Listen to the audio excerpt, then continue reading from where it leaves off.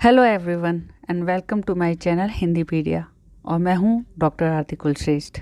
मुझे पता है आप लोग कोरोना की सभी गाइडलाइंस को फॉलो करते हुए अपने ब्राइट फ्यूचर के लिए कॉम्पिटिशन्स की तैयारी में जुटे हुए हैं। अगर हालात काबू में रहे तो आपके कॉम्पिटिटिव एग्ज़ाम्स सारे टाइमली हो जाएंगे।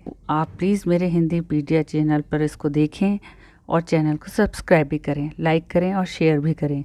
आने वाले दिनों में मैं आप लोगों के लिए कॉम्पिटिटिव एग्ज़ाम्स के से related pattern papers and solutions अपने वीडियो में आपसे डिस्कस करूँगी।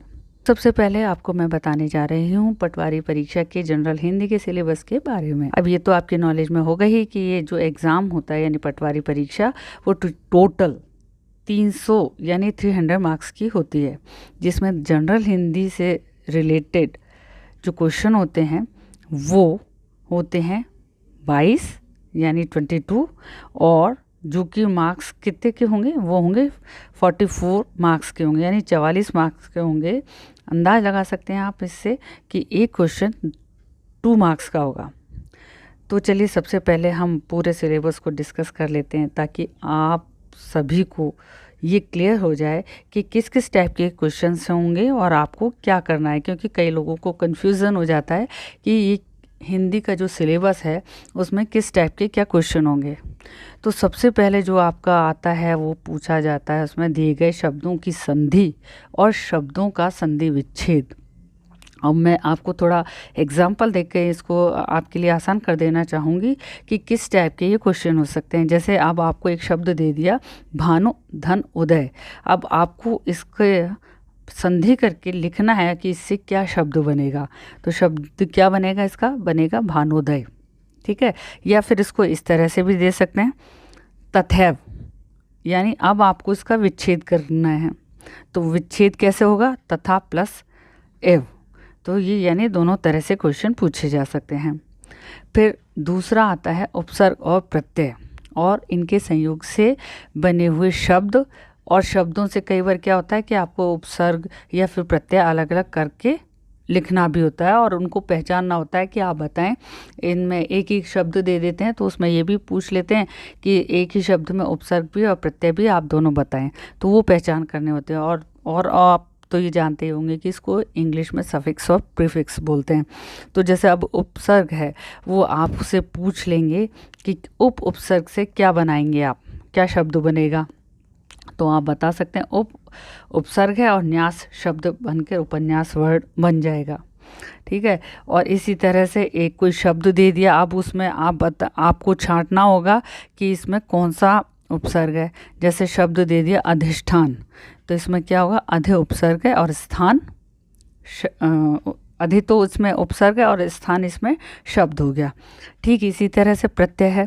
अब प्रत्यय के लिए एक एग्जाम्पल मैं दे रही हूँ, जैसे इतिहास प्लस एक। अब इससे आपको बताना हो कि आपको इसमें क्या है, छांटना क्या पड़ेगा। छांटा हुआ तो इसमें है ही कि एक प्रत्यय है, लेकिन इससे शब्द क्या बनेगा, ऐतिहासिक।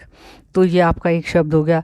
दूसरा एक आपको लिख के दे दिया दाढ़ धन यल, यानी दाढ़ शब्द है और यल इसमें प्रत्यय लग गया तो शब्द बना दढ़ियल।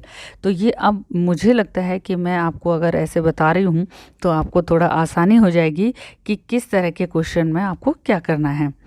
फिर एक ही इसी तरह से एक आता है आपका अगला कि समस्त सामासिक पद की रचना करना और समस्त सामासिक पद का विग्रह करना, यानी ये है समास। यानी समास आपको लिख दिया तो आपको बताना है कि इसका विग्रह कैसे होगा, या फिर विग्रह लिख दिया है तो इसके लिए क्या शब्द बनेगा वो है। तो जैसे एक उदाहरण के लिए है शब्द लोकनायक, तो समास का विग्रह और समास का नाम आपसे पूछ लिया जाएगा। तो इसमें क्या है, जो लोक का नायक है वह है ना, ये हो गया। या फिर एक आपको दे देंगे ऐसे विग्रह करके लिख दिया नीला है जो कमल। अब आपको बताना है कि इससे क्या शब्द बनेगा, तो इससे शब्द बन जाएगा नील कमल। यानी ये तो इसमें पता ही है कि ये कर्मधारय समास होगा। और जो अभी मैंने इससे पहले आपको लोकनायक बताया था, तो उसमें भी जो अगर वो आपसे पूछा जाता है कि इसमें कौन सा समास है तो आप वो बता सकते हैं कि इसमें संबंध तत्पुरुष समास है। यानी का शब्द का इसमें यूज़ हो रहा है, तो वो है। मैं अपने अगले जो आगे आने वाले दिनों हैं तो उसमें मैं समास संधि से रिलेटेड भी आपकी थोड़ी सहूलियत के लिए मैं वो वीडियोस भी डालूंगी, ताकि आपको क्लियर हो जाए कि कैसे शब्द क्या बनते हैं। अब आपके सिलेबस में हिंदी ग्रामर का नेक्स्ट पॉइंट है शब्द युग्मों का अर्थ भेद। तो इसमें हमें क्या करना है कि इसमें ये होगा कि कुछ शब्द या मात्रा संबंधी कुछ उलटफेर कर दिया जाएगा शब्दों में, जिसके बीच में हमें अंतर बताना होगा। मिलते जुलते लगेंगे आपको, लेकिन उसमें अंतर होता है। अब वो अंतर क्या होता है, जैसे एक शब्द होता है आसक्त और दूसरा है अशक्त। अब एकदम से तो ये थोड़ा सा देखने में लग सकता है कि क्या इनका एक ही अर्थ होगा, लेकिन नहीं।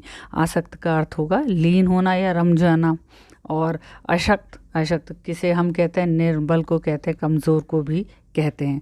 तो ये इस तरह के शब्द युग्म दिए जाएंगे, यानी उनका कई बार हमसे वो प्रयोग भी पूछ लेते हैं कि वाक्य में प्रयोग करो, या फिर उनमें अंतर ही आपको बताना पड़ेगा कि एक जैसे दिखने वाले शब्दों में क्या अंतर आपको नज़र आ रहा है ना। अब अगला आता है हमारा खंड पर्यायवाची शब्द और विलोम शब्द का। पर्यायवाची तो आप समझ जाते हैं कि यानी उसका अर्थ वाला ही दूसरा शब्द। उदाहरण के लिए है बादल। अब बादल के क्या है पर्यायवाची? बादल के पर्यायवाची तो बहुत मेघ है, जलद है, पंकज है ना। और उसी तरह से अब दूसरा और क्या है पर्यायवाची, उसका लिए शब्द है एक और है आग, जो बहुत कॉमन है और कई एग्ज़ाम्स में ये आता है। इसके लिए इसके जो पर्यायवाची शब्द हैं वो हैं अग्नि या आग। ये अग्नि के उसके पर्यायवाची हैं। दूसरा है एक और जो इसके लिए जो बहुत वो आता है शब्द विलोम शब्द, जो बहुत इजी होते हैं। ये सब हम लोग बहुत छोटी क्लासों से पढ़ते आ रहे, क्लासेस में इनका देखा होगा। और ये वाले वर्ड्स आपने अधिकतर हर क्लास में कहीं ना कहीं आपने ये पढ़े होंगे, तो ये आपको बहुत आसान हो जाएंगे इसके लिए। लेकिन कंफ्यूज नहीं हो, इसलिए मैं आपको बता रही हूँ। अब जैसे विलोम शब्द दे दिया अग्रज। अग्रज का ये यानी जो आगे जन्म लेने वाला है, और यानी आगे से मतलब पहले जन्म लेने वाला है, तो इसका विलोम क्या होगा अनुज, यानी जो बाद में जन्म ले। अग्रज यानी बड़ा भाई, अनुज यानी छोटा भाई। जे का अपोजिट या विलोम शब्द क्या होगा अजेय। तो यानी विलोम शब्द यानी अपोजिट्स। ठीक है, तो ये वाला भी आपका खंड क्लियर हो गया होगा। अब है शब्द शुद्धि, यानी दिए गए अशुद्ध शब्दों को शुद्ध करके लिखना। जैसे कोई आपको अक्षर शब्द ऐसा लिख दिया गया जो गलत है, लेकिन आपको कई बार ऐसा होते हैं कई शब्द जो पहचान में ही नहीं आते। आप सोचते हैं कि तो शब्द ऐसे ही होता है, आप इसको क्या सही करके लिखा जाएगा। जैसे एक कॉमन सा वर्ड है अंताक्षरी, हम बोलते उसको अंताक्षरी है, लेकिन जो उसका सही प्रोनाउंसिएशन है वो क्या है अंत्याक्षरी, यानी अ आधा न आधा त या क्षरी, अंत्याक्षरी, ये इसका राइट वर्ड है। दूसरा है इंद्रिय। अब आप सोचेंगे इंद्रिय भी सही है, लेकिन बोलने में तो मैं ई पे जोर दे रही हूँ, तो यानी बड़ी ई है, लेकिन जो सही शब्द है वो है इंद्रिय, यानी छोटी ई की मात्रा द्रव के ऊपर लगेगी। कई बार क्या होता है कि जैसे अशुद्ध शब्द को आपको सही लिख के बताना होगा, है ना। जैसे स्वस्थ है, अब स्वस्थ है शब्द लिखा हुआ है, आप बोलते यही है, लेकिन लिखने को कहा जाए तो उसमें लिखने में भी कन्फ्यूज़न होता है। तो उसको क्या लिख देते हैं, जैसे कई लोग बोलते हैं तो उसी के अकॉर्डिंग लिख देते हैं स्वस्थ है, यानी आदत है और एंड में यह भी लिख दिया, लेकिन ये नहीं है, ये गलत शब्द है। शब्द सही क्या है स्वस्थ, आधा स व आधा स और थ, स्वस्थ, है ना। और उसी तरह से एक शब्द और है सांसारिक। संसारिक तो कई लोग उसको सांसारिक ना बोल के संसारिक बोल जाते हैं और वही लिख देते हैं, लेकिन सही शब्द क्या है सांसारिक, यानी दोनों पे आ की मात्रा का प्रयोग होगा। हो गया ये वाला पार्ट भी आपका क्लियर। अब है वाक्य शुद्धि। इसमें अब वाक्य शुद्धि में क्या आपको सेंटेंस सही करना पड़ सकता है। वर्तनी संबंधी मात्राएं, शब्द मात्राएं वगैरह होती है, कईयों में शब्द कुछ गलत लिख जाते हैं। इनको छोड़कर वाक्य संबंधी अन्य व्याकरण अशुद्धियों का, यानी इसमें आपको ये इनसे रिलेटेड कुछ भी अगर गलत होता है, कई बार सेंटेंस लिख देते हैं तो कई शब्द ऐसे होते हैं कि मीनिंग मिलते जुलते होते हैं, लेकिन हम हर जगह उसका इस्तेमाल नहीं कर सकते हैं। उदाहरण के तौर पे जैसे शब्द है, आपके रहन सहन का दर्जा ऊंचा है। अब यहाँ पे ये शब्द गलत है। क्यों गलत है? क्योंकि यहाँ पे हम दर्जा शब्द का इस्तेमाल नहीं करेंगे। यहाँ पर क्या आएगा, इसके लिए जो वर्ड है हमारे हिंदी में वो है स्तर। आपके सहन का स्तर ऊंचा है। तो ये जो वर्ड है और इस वर्ड का यूज़ कर देने से ये जो सेंटेंस है वो बिल्कुल करेक्ट है, सही है। तो ये वाला पार्ट भी आपका मेरे ख्याल से क्लियर हो गया होगा। अब है शुद्धिकरण। अब इस शुद्धिकरण में क्या है, अब इसमें इस वाले पार्ट में आपको जो करना है वो ये है कि संज्ञा और ये क्रियापद संबंधित जो कुछ अशुद्धियाँ होती हैं ना, वो होते हैं, उसमें आपको सही करके लिखना पड़ेगा या पहचानना पड़ेगा।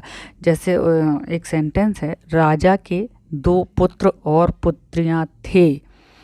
अब चूंकि एंड में मैंने पुत्रियां बोला है तो उसी के अकॉर्डिंग वहाँ पे थे की जगह थी हो जाएगा। तो सही इसका वाक्य क्या बना, राजा के 2 पुत्र और 2 पुत्रियां थीं। यानी एंड में पुत्रियां हैं तो स्त्रीलिंग है, तो वो थी पे भी वही मात्रा लग जाएगी। ठीक है, तो ये आपका शुद्धिकरण वाला पार्ट है वो आपका सही हो गया होगा और समझ में आ गया होगा। अब क्या है, वाक्यांश के लिए एक उपयुक्त शब्द, यानी जो इंग्लिश में हम जैसे कहते हैं वन वर्ड। यानी कोई सेंटेंस दे दिया उसके लिए आपको एक वन वर्ड लिखना है, या वन वर्ड दे दिया तो उसके लिए आपको सेंटेंस लिखना पड़ सकता है। तो इसके लिए एग्जाम्पल मैं आपको बताऊं, जैसे है वर्ड, जो आपके मन की बात को जानता हो। तो उसके लिए एक वन वर्ड क्या है, या उसके लिए क्या होगा, एक शब्द होगा अंतर्यामी। यानी जो हमारे हृदय की बात जानता हो वो कहलाता है अंतर्यामी। या फिर एक और उदाहरण आपको दूं मैं, नीचे की ओर मुख किया हुआ। यानी नीचे की ओर मुख जिसने कर रखा उसे हम क्या बोलेंगे, बताइए क्या बोलेंगे, उसे कहेंगे अधोमुखी। अधो यानी नीचे, नीचे की ओर मुंह किया हुआ। ठीक है, तो ये भी आपका क्लियर हो गया। अब आता है हमारा पारिभाषिक शब्दावली। अब पारिभाषिक शब्दावली में क्या है, इसमें ये है कि यानी प्रशासन से संबंधित अंग्रेजी शब्दों के समकक्ष हिंदी शब्द। यानी जो ऑफिसेज वगैरह में इंग्लिश काम में ली जाती है तो वो तो अधिकतर सरकारी ऑफिसेज में या सरकारी कार्यालयों में हिंदी में ही पत्र व्यवहार होता है। लेकिन लिखने के लिए, बोलने के लिए जो इंग्लिश के जो वर्ड हैं उनके बराबर हमारे हिंदी शब्दकोश में क्या शब्द हैं वो आपको बताने पड़ेंगे। तो जैसे अब उसके लिए एक शब्द क्या है, उदाहरण के लिए मैं बताती हूँ, एकेडमिक काउंसिल।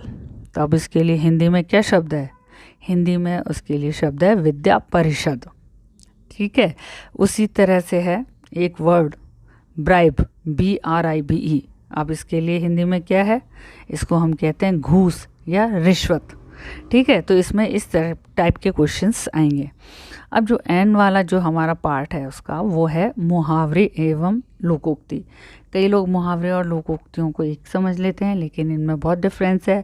मुहावरे छोटे होते हैं और लोकोक्तियाँ का, यानी ये आपको नाम से समझ में आ रहा है, लोक उक्ति यानी लोगों के द्वारा उक्ति यानी कहा गया, यानी लोगों ने उनको धीरे धीरे कहा और कैसे एक से एक तरह से वो जुमला टाइप का सा बना और दूसरे ने उसको सुनकर क्या किया। तो वो सब लोगों की कही हुई जो सब बातें हैं वो लोकोक्ति में आती हैं। तो जो आपका मुहावरे का उदाहरण है, मुहावरे भी हम अपने और अधिकतर ये होता है कि लोकोक्ति या कहावतें या मुहावरे, इनका प्रयोग हम अपने डेली रूटीन में जो भी होता है रूटीन लाइफ में करते हैं। कहीं ना कहीं ऐसा कोई होता ही नहीं होगा कि हम कैसे न कैसे किसी का इसका यूज़ ना करें। अपने बातचीत में इनका प्रयोग अपने आप से हो ही जाता है। जैसे एक है, उदाहरण दूंगी मैं आपको, आँखें फेरना। इसका क्या मतलब होगा, इसका मतलब होगा उपेक्षा करना यानी इग्नोर कर देना, है ना। तो ये मुहावरा है। और उसी तरह से दूसरा मुहावरा क्या है, उदाहरण दे रही हूँ मुहावरे, और ये तो बहुत अनंत हैं, कई हैं। गागर में सागर भरना, यानी गागर यानी छोटे से पात्र में सागर कितना बड़ा होता है उसको भरना, यानी कम शब्द में बहुत गंभीर अर्थ होना। तो यहाँ पर आपको इसका अर्थ भी बताया जा सकता है, या कुछ लिख दिया उसका अर्थ लिख दिया तो उसके लिए आपको मुहावरा भी बताना पड़ सकता है। फिर आते हैं, अब हम बात करते हैं लोकोक्ति की। लोकोक्ति यानी जो लोगों ने कही है, लोगों के द्वारा कही गई हैं। तो ये क्या है? उदाहरण के तौर पर अंधे के हाथ बटेर लगना, यानी क्या मतलब है? इसका मतलब है बिना मेहनत के ही लाभ प्राप्ति हो जाना। ठीक है। उसी तरह से एक और आपको मैं लोकोक्ति का उदाहरण देना चाहूँगी। काठ की हांडी बार बार नहीं चढ़ती। इसका मतलब है छल कपट जो है ना, उसका काम एक बार ही होता है, यानी आप दोबारा किसी को धोखा नहीं दे सकते। तो ये तो मैंने इस तरह से आपका पूरा पेपर मैंने आपको डिस्कस करके बता दिया कि किस टाइप के क्वेश्चंस होंगे, थोड़ा एक एक एग्जाम्पल देके।